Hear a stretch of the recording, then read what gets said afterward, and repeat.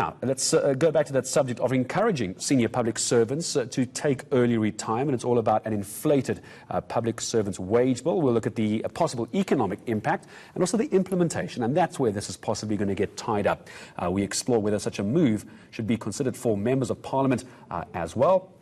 It's a pleasure to have two experts with us here on Newsnight. First of all, in our Johannesburg studios with me is Landiwe Mahlangu, who is the chief economist at NAFCOC, and also UNISA Professor Dirk Kotze, joining us from our Pretoria studios. Good evening to both of you, Professor, and Landiwe. Good evening to you as well. I think let's answer these two key questions. Professor, we'll come to you in a moment. Landiwe, let's just first of all talk about this. Is this a good idea? We are talking about a lot of money for public servants and its wage bill. Do you think it's a good idea? Well, if it's actually early retirement and actually the reduction would be through natural attrition, this is something that probably it's very early to say whether it's good or not.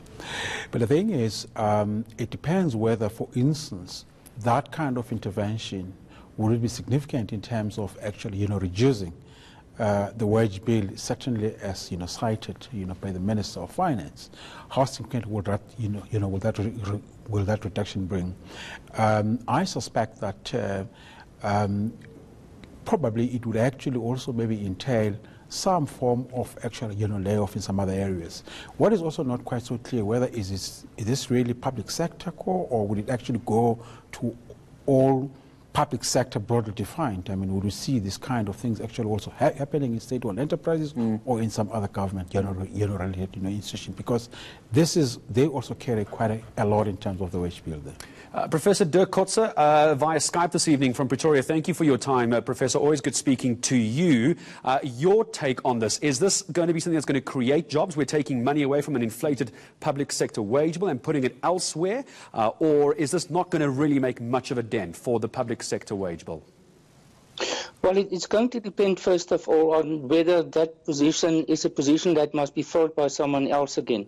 Now, early retirement compared to retrenchments is obviously much cheaper. With retrenchments, you have to compensate for the person for the number of years that they have worked, because it is before the retirement age. Early retirement means that the employer, or in this case the public sector, does not have to compensate them when they take retirement. But the point is, if it is, let's say, Director General, that post will have to be filled more or less at the same salary level. If there are more than one person at the same level, and one of them and the position is actually only for one person, but there are two persons in terms of seniority, then obviously you are going to save in terms of the funds. I think in general it's not going to make a major impact on it. It is the easier option compared to the retrenchments, because you don't have really to negotiate it with the trade unions. The point, I think, however, which is very important, is that when you encourage early retirement, it means that you are losing people with the most experience in your organization. We've seen it at universities, my university some time back, that actually the persons who are the best are taking these options because it creates for them the opportunity to go into a second or a third career. At the same time, you are losing a lot of institutional memory. And if you replace them with junior persons coming in right at the bottom, it means that actually there's a void created in your organization or in the public sector. And I think that is the important consideration, is not to try to save money, but in the end you are taking away the capacity of the public sector or the organization. And Landiwe, I see you nodding your head. You're almost, without sounding too crass, it's sounding to me, Professor, I'll come back to you for your response on what I'm about to say. Landiwe, this is starting to sound like it's a way of getting cheap labor into key positions. Is that unfair? Well, I think Professor is actually kind of correct, is that, in some other areas, what you obviously need to do is that if it's early retirement, then it must be a job that can be done without. But if you're going to have a situation whereby people do retire, but come back as actually kind of consultant, then it defeats the whole purpose. Right. And this is what I suspect may actually happen in most cases, because as the Prof has rightly pointed out, is that there is, I think, within that range a lot of institutional memory and experience there. So, you may find yourself having to somewhat, procure that, maybe even much more expensive than it was when they were still there. We could end up, Professor, I'm just hearing, as Landiwe and I are talking about this, this almost sounds like what a lot of people say went wrong with Escom. They lost the experts, the high-paid staff members. They left. The institution seemingly fell over because that institutional knowledge vanished. And exactly as you're both saying now, you now have to bring them back in as highly paid and highly skilled consultants. Is that exactly what you're saying, Professor? That's indeed so. And I think, as my colleague have said, then it is sometimes at an extra cost. It is also, the fact is, because they are not anymore part of the organization itself, they have some sort of limited responsibilities. So they come back, but they are on the sideline. They are not actually part of the team itself, as when they were permanently appointed or in a long-term contract position.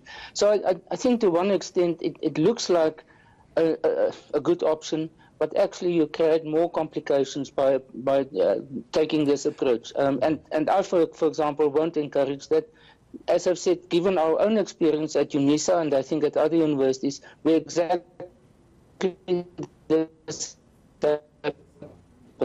All right, Professor Dirk Kotze, we seem to be losing Skype. I'm going to come back to you in a moment. We might pick up on where you were while that connection tries to come back. Landiwe, I'm going to come to you on this. Let's talk about the implementation of this. So the idea of moving what I think is the best part of some 20.3 billion rand of the medium-term policy framework or expenditure framework over the next few years, it's a lot of money, but how do they implement this? Because it's sounding to me this is very much voluntary.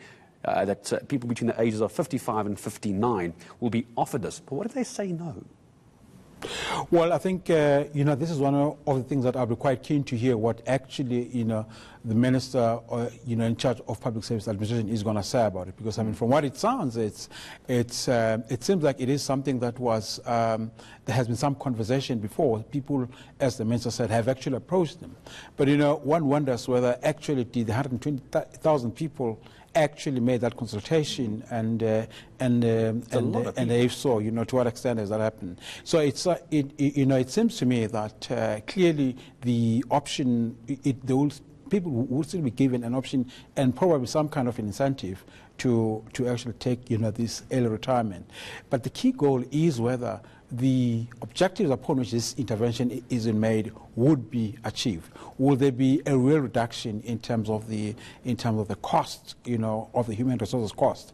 And if so, what cost will they be? Because it's very easy to actually conclude that in nominal terms we will be saving this much. But I come back to the point that the cost might be far higher just in terms of the experience, the expertise, and indeed, the skill that might be lost in the process. I'm going to come back to you for a final comment. If you were to advise the finance minister on perhaps if this is not the way to go according to you, what would you do? But I'm going to come back to you in a moment, Landiwe, on that. Professor Kotze, I hope the Skype line between you and I is a bit better. I'm going to perhaps ask you to wrap it up for me from your side. If Tito Mboweni is watching you and I and Landiwe speak this evening, what's your advice? If not this way of cutting the public sector wage bill, what do you tell him? Well, I think first of all, that there should be a freeze on new appointments, I would say. But again, that's something one can't do in a blanket way. It will have to be done in a very systematic way. And at the same time, I think, and this is the hardcore issue, is I think that the increases in salaries will have to be curtailed for the public sector in general. Then I would say other costs which are not necessarily dealing directly with the salaries, but related matters. There are many service conditions elements that cost money. For example, housing allowances, traveling allowances, all sorts of other allowances. I think that's the areas where, especially at the senior level, a lot can be saved there. Professor Dirk Kotze, always a pleasure having you with us via Skype this evening out of Pretoria. It is UNISA, Professor Dirk Kotze joining us. So Landiwe, as you heard, a final comment there from the professor saying this is not a bad idea, but this is maybe perhaps not where to start. What's your final comment? Tito Mboweni is watching you tonight. Give him some free advice. What are you telling him? Two things I would actually say to the minister. You need to build a leadership pipeline. You need to train people for the position. This is actually not a very, easy route.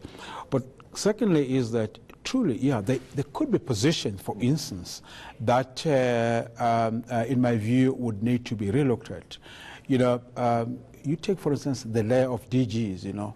In most cases, those are positions that people are being paid highly, but in most instances, you find that while they are there in a senior position, but some of them, their competence, technical competence, and indeed, you know, managerial competence has been found to be suspect, precisely because the manner and the mandate in which, you know, they're appointed is not appropriate.